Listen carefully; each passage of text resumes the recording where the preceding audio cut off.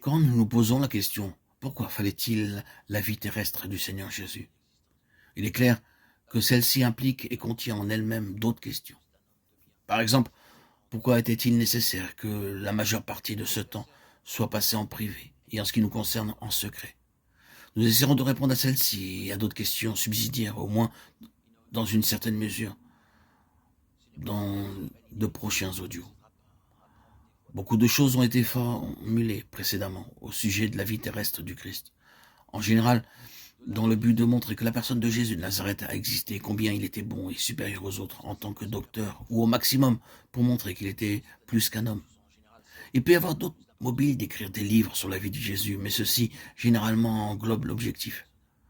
Bien sûr, considérant que Jésus est devenu une grande figure de l'histoire du monde, il est intéressant de savoir où il est né, où et comment il fut élevé, où il évolua dans le pays, ce qu'il enseigna, les miracles qu'il a accomplis, et ainsi de suite. Tout ceci a fourni matière à beaucoup de discussions et de controverses. Les miracles ont fourni matière aux psychologues et son enseignement aux théologiens et aux doctrinaires.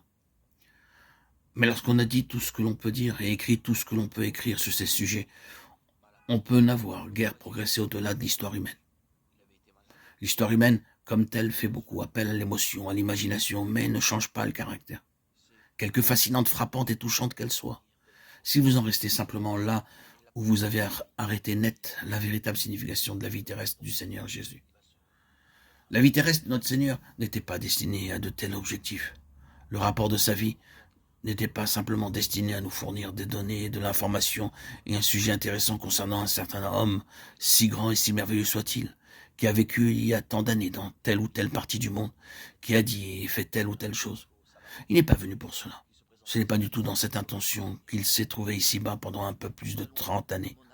Sa vie était destinée à manifester non pas simplement qu'il était à bien des égards différent des autres hommes, mais qu'il était d'un ordre d'homme différent de tout le reste, y compris le meilleur. À moins d'avoir clairement reconnu cela, vous n'avez pas découvert la clé de la vie terrestre du Seigneur Jésus. Il a rencontré quelques-uns des meilleurs types d'hommes de son temps. Mais entre lui et eux, il y avait un grand abîme, immuable, sans possibilité de passage, d'un bord à l'autre. Jésus fut un mystère. Il n'était pas simplement mystérieux, il fut un mystère. Il n'a pas été simplement mal compris. Tant de gens ont dit à son sujet, il est un homme tout à fait mal compris. Non, il n'était pas simplement mal compris, il était incompris. Et c'est très différent.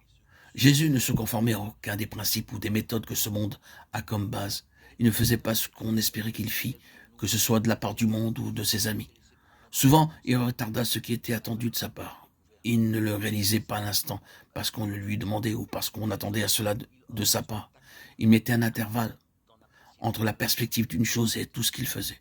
Et dans cet intervalle, on doit placer cette unicité qui le concernait en tant que genre d'homme, son ordre différent des autres hommes.